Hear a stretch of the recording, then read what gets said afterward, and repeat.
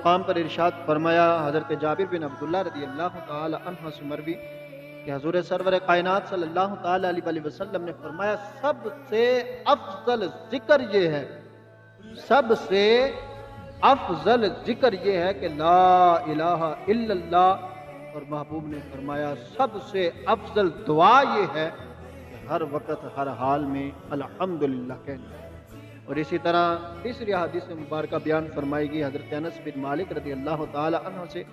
कि हज़ूर अक़दस सल्लल्लाहु तआला अलैहि वसल्लम ने इरशाद फरमाया, जब अल्लाह तबारक व तआला अपने बंदे पर कोई नेमत नाजिल फरमाता है, अल्लाह ताला जब अपने बंदे पर कोई नेमत नाजिल फरमाता है और वो बंदा नेमत मिलने पर अल्हम्दुलिल्लाह कहता है, तो ये हमद अल्लाह ताला के नज़दीक उस दी हुई नेमत से ज़्यादा अफजल होती है जो अल्लाह ताला